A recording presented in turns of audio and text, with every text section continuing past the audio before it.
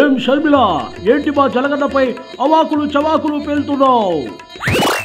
నాకు చేసిన అన్యాయానికి నీ సైకోరెడ్డిని ఎంత తిట్టినా తప్పులేదు. అన్యాయమా? ఏం చేశాడు మా సైకోరెడ్డి అని మనవి చేస్తున్నా. ఏం చేశాడని సిగ్గు లేకుండా అడుగుతున్నావు. షేర్లను ఏమిటి నువ్వు అనేది? షేర్ల వాటా ఇవ్వకపోతే ఇచ్చేస్తావా అని ప్రశ్నిస్తా ఉన్నా. అయినా నన్ను అడగడానికి నువ్వెవడివి? జలగన్న తరపున వకాల్తా పుచ్చుకుని వచ్చావా? నన్ను అడుగుతున్నావు. సొంత అన్న మీద నీకు మమకారం ఉండకపోవచ్చు, కానీ మాకు ఆయనంటే విశ్వాసం, ప్రేమ, అభిమానం, ఆప్యాయత నిండుగా మెండుగా ఉన్నాయని మనవి చేస్తున్నా.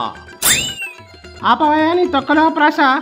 ఇక్కడ వాటా రాక నేనేడుస్తుంటే నీ భజన ఏంది? భజన కాదు, మా జలగన్న స్వతహాగా నోరు తెరిచి మాట్లాడలేడు. ఆయనకి ఆత్మాభిమానం ఎక్కువ. మంచితనం, మొహమాటంతో కూడిన మనిషి కావడం వల్ల నువ్వు ఎన్ని తిట్టినా జలగన్న ఎదురు తిట్టలేకపోతున్నాడు. అవును పాపం, నోట్లో వేలు చప్పరించే చంటి పిల్లాడి మీ జలగన్న. అందుకే నిన్ను పంపించాడా? ఈ ఆంబోతు జలగన్నకు నమ్మిన బంటు అని మనవి చేస్తున్నా. తప్పు ఎవరి వైపు ఉన్నా తిమ్మిని బమ్మిని చేసి, బమ్మిని తిమ్మిని చేసి మాట్లాడగల సమర్థత నాకున్నది అని తెలియజేస్తున్నా. ఓహో, మీలో ఇలా ఆంబోతుల రంకెలు వేయడానికి ప్రస్తుతానికి ఎవరూ లేరనుకుంటా. అందరూ బొక్కలో ఉన్నారు కదూ, అందుకే నువ్వొచ్చావు. ఇదిగో షమ్మి, ఎక్కువ మాట్లాడుతూ ఉన్నావు. అయినా నువ్వు నీ పార్టీ వ్యవహారాలను చూసుకోకుండా ప్రెస్ మీట్ పెట్టి వాటాల గురించి అడుగుతున్నావు. ఏమిటి అని ప్రశ్నిస్తున్నా. నేను అన్ని రాజకీయ విషయాలపైన మాట్లాడుతున్నాను. పోలవరం గురించి కూడా మాట్లాడాను. నీకు చెవులు పనిచేయటం లేదేమో. బాబు గారి గురించి కూడా మాట్లాడాను. సరిగా వినకపోతే అది నా తప్ప. అలాగే జలగన్న గురించి కూడా మాట్లాడాను. అవన్నీ నాటకాలు. ఆ బాబుతో నువ్వు కుమ్మక్కయి జలగన్నని టార్గెట్ చేస్తున్నావని తెలియజేస్తున్నా. నాకు నా రాజకీయాల కన్నా నాకు జరుగుతున్న అన్యాయమే ముఖ్యం. మా అమ్మకు అన్యాయం చేశాడు, నా కొడుకు కూతురుకు అన్యాయం చేశాడు. మాకు రావాల్సిన వాటా రాకుండా చేసి పైపెచ్చు మా అమ్మ పైన కేసు పెట్టాడు. అసలు నువ్వు చేస్తున్న పనులకు అర్థం ఉన్నదా అని ప్రశ్నిస్తున్నా. నేనేం చేశాను? నా మీదే కడుతున్నావు. వాటా రాకపోతే కోర్టులో తేల్చుకోవాలి, అంతేగాని చీటికి బాటికి ఇలా ప్రెస్ మీట్లు పెట్టి మా జలగన్న పరువు ఎందుకు తీస్తున్నావు? నీకు బుద్ధి లేదా అని ప్రశ్నిస్తున్నా. ఆ బుద్ధి జ్ఞానం మీ జగ్లక్కే ఉండుంటే నన్ను ఇలా ఏడిపిస్తాడా? నా వాటా నా మొహాన పడేయొచ్చుగా. ఎందుకు ఇలా చేస్తున్నాడు? 1000 కోట్ల ఆస్తులు సంపాదించుకుని సొంత చెల్లికి ఇవ్వడానికి ఎందుకంత ఏడుపు? నువ్వు మా జలగన్న మనోభావాలు దెబ్బతీశావు. జలగన్నకు వ్యతిరేకంగా వెళ్ళావు. ఎలక్షన్ల ముందు ఆయన పరువు తీశావు.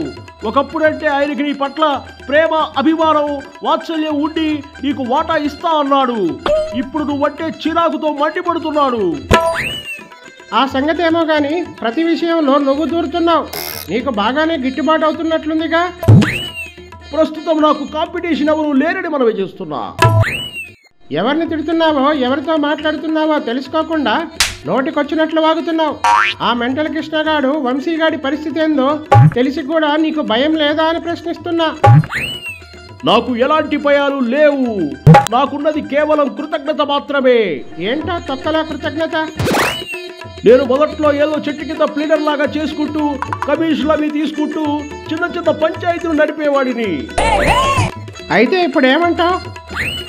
అలా సెటిల్మెంట్లు చేసుకుంటూ నా సంజనా సుక్కు వద్ద తిరుగుతూ జులాయిగా గడిపే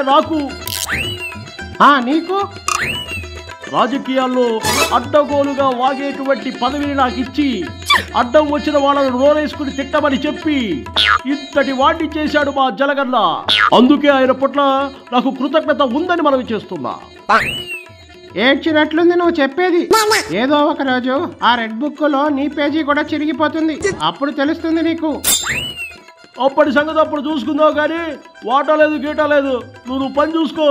ఇంకోసారి మా జలగన్న గురించి ప్రెస్ మీట్ పెట్టి మాట్లాడావో మా అన్న నీకు స్పెషల్ గిఫ్ట్ ఇస్తానని చెప్పి నాకు చెప్పాడు. మంది సొమ్ము లాక్కోవడమే కానీ గిఫ్ట్లు ఇచ్చే సంస్కృతి మీ అన్నకున్నదా? నువ్వు ఇలాగే వాగుతూ పిచ్చి పిచ్చి పనులు చేస్తూ ఉండు. ఏదో ఒక రోజు నీ ఇంటికి కూడా గొడ్డలి గిఫ్ట్ గా వచ్చేస్తుంది అని మనవి చేస్తున్నా. అమ్మ బాబాయ్, గొడ్డలా?